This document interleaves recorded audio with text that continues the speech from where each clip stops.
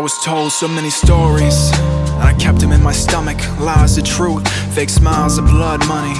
I lost cause at a loss for words, trying to keep my tone down. What I'm saying is absurd. Right, good morning all, welcome back. Okay, now this is a little short series of videos on doing the basic servicing for your Harley Dyna big twin engine. You saw in the last video we did the engine oil change itself. That's the big mainstay, and now that's done. There's two other oils to change. That's the gearbox oil itself and the primary case oil. They're very simple to do. There's just barely 3/4 of a litre of oil goes in each one. Ever so easy to check the levels. They're both done upright, so with the bike on the lift we're going to do that. And then finally the last one in the three of these little videos is going to be doing the clutch adjustment and the primary chain adjustment as well. So let's get stuck into the first. Today we're going to do two oils, and the first of those to get draining is the gearbox, which is the other side.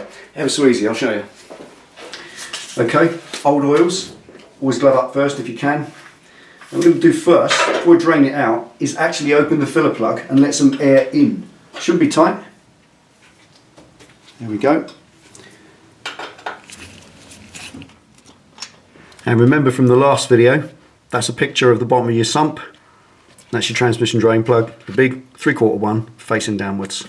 Which is this one just here. 3/4 socket gets it.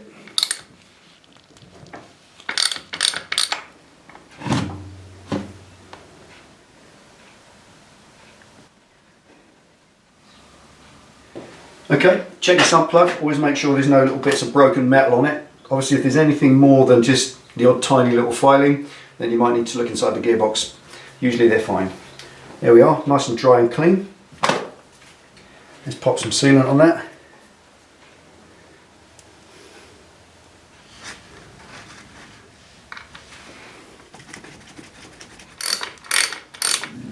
Right, always torque these up, sump plugs, make sure they're at the correct torque. You get a range in the Harley Davidson manual, 14 to 21 Newton meters, so you've got lots of options there. Make sure it sits in between there neatly. Don't over tighten it on sump plugs because it will leak if you do that. Right, what oil to use? Now there are a range of choices out there. If you look in the Harley Davidson manual, there's a part number for the actual oil itself, and if you ask your Harley dealer for that, they'll give you something like Formula Plus, which is what it recommends. Now that's the minimum recommended. You can upgrade it, so that's what I'm going to do. I'm going to use the Screaming Eagle Sim 3 for the gearbox, and yes, it is compatible for your gearbox. If you read the bottom and the back, it says perfectly okay for transmission gears. It even says it on the front, makes it quite clear. Engine, transmission and chain case for all three holes. So I'm going to use this because I used it in the engine, I'll use it in the chain case as well. It is a better choice than what's recommended, so you can always upgrade, but you use, as I keep saying, what works for you.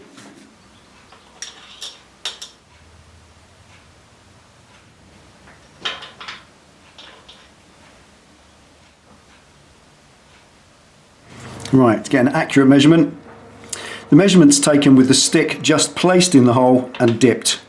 Not screwed in, that's incorrect. It must be just placed there, that's the level, lift it out, check it on the stick. Now, obviously to get it accurate, because it goes in at an angle, I put it in horizontal like that, slide it in, get it to as far in the hole as you can, and then lower the stick into the oil, gently without messing about. Push that back and lift it out, and there's your accurate measurement, full, simple.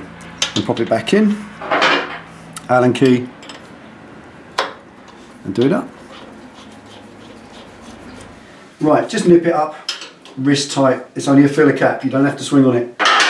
Now when you do your test ride and you come back and check that, remember the two things that are important. Obviously the stick just dipped and not screwed in, that gives you the level. And of course the motorcycle must be upright, not on its side stand. I don't know why they do it that way. It wouldn't be difficult to make it so it's all on the side stand, but there you go, that's Harley Davidson's foibles for you. The engine oil must be checked on the side stand, but the gearbox oil must be checked with the bike upright. All of this information is in your handbook or in your service manual, which is why it's so important to buy one. Anyway, before we move on, I want to show you the oil that came out. It looked clean, but let me show you it.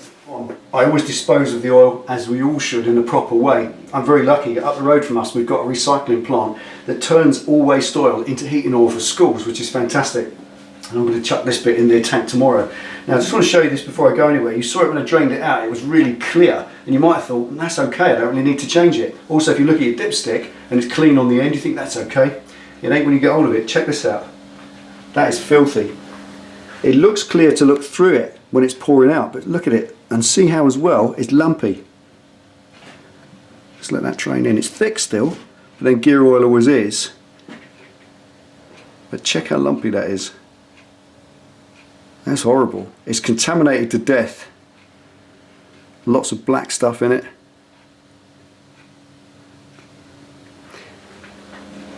Obviously we change oil not just because it gets dirty, it's more because it breaks down. So that's very important that we change oil on schedule.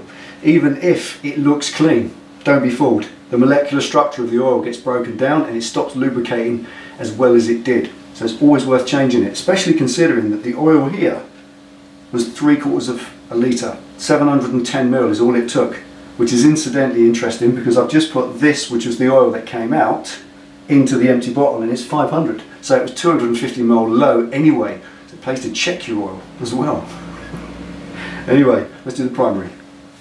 Okay, moving on to the primary side. Now this is the primary chain case. It's got a good big chain running around inside there that connects the engine to the gearbox.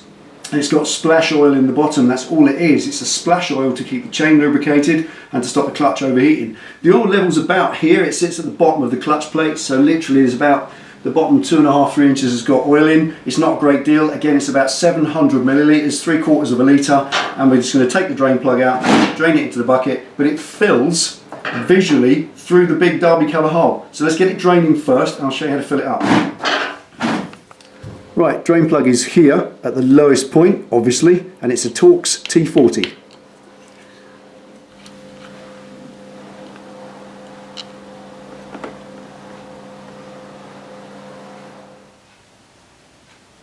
As usual, good look at your drain plug.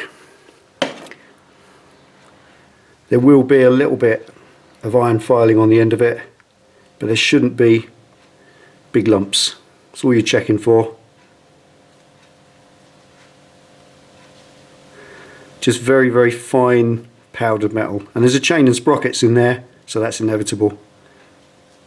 There we go. Let's give it a good clean. Not too bad at all. Nothing large. Just the usual oily powdered iron filings. Quite normal for a chain case. Right, okay, while that's draining, I'll just show you this drain plug. The drain plug for the primary case is a little bit odd. It's actually a tapered grub screw. Let me show you very close. Come on in. There we are. On the top end, you've got a magnet in the normal way, but the rest of it, as you can see, is just a grub screw. Simple, straightforward grub screw. T40 Torx. So there's no head on it as such to stop it going in any further, but it doesn't go all the way in because you might be able to see, possibly in the camera there, that it is tapered. Very, very slightly tapered. And to show you that, if I get a pair of calipers here, if I measure the back edge of it, 10.29 millimeters across, if I turn it over, measure the front edge, 10.04. So as you can see, it's distinctly tapered. There's a definite taper, but it's very, very shallow. And you just do it up until that's flush with the casing and it seals. Simple as that. And certainly doesn't need a torque wrench. Because if you look in the book, you'll find no torque setting for it at all. I get common questions about these tapered plugs. People take them out and look at them and say, I haven't got a tapered plug, so how do I do it up? It is tapered. I just get them to measure it with a pair of calipers and you'll see it is tapered. You just do it up wrist tight till it's flush with the casing and it won't leak. Anyway, that's drained out now. Let's get the Derby cover off. Right, Torx T27. Always back them off in sequence, going across each time.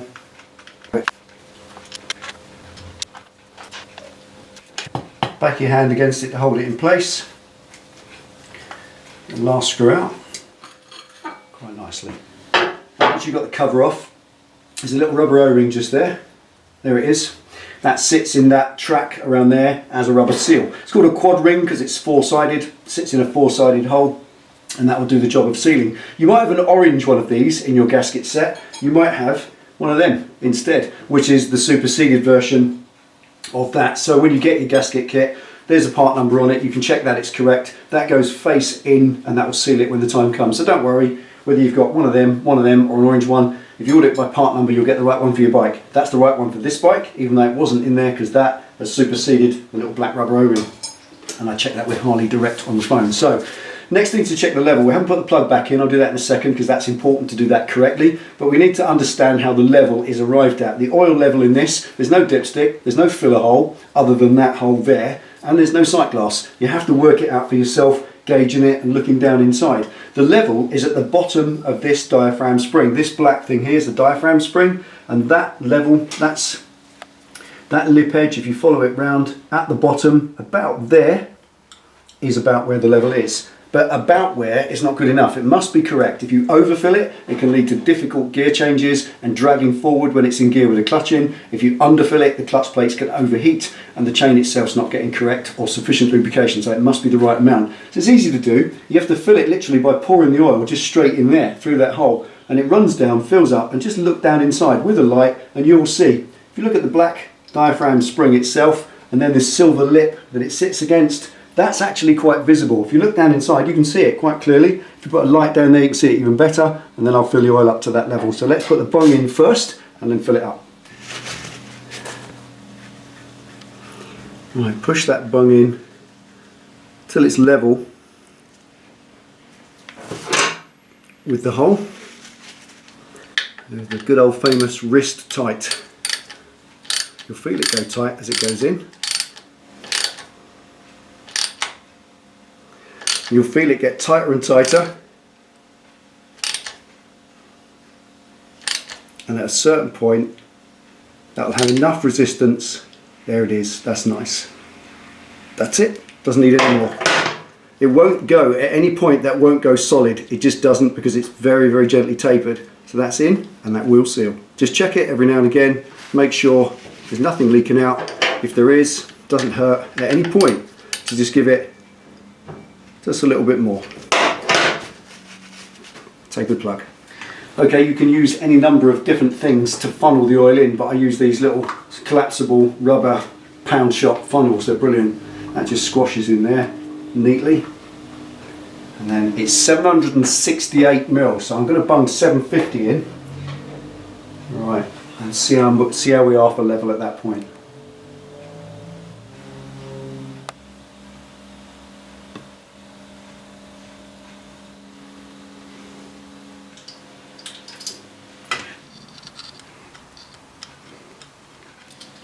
There it is.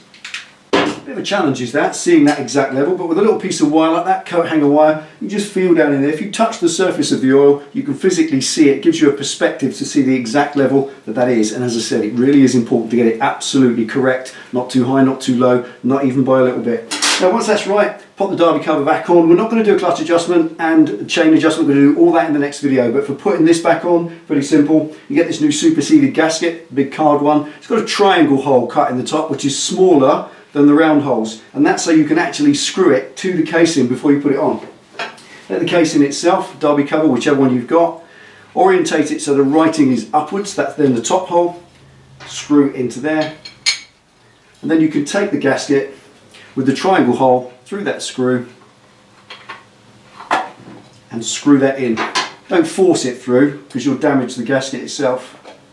Put a burr on it. Just screw it in gently like that. There it is.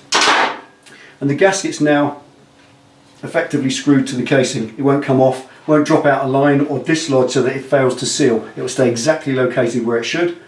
Pop the derby cover on, line up the top screw, hold it in place, and do up the top screw first. There we are. Just very loosely, obviously, and then spin all the others in.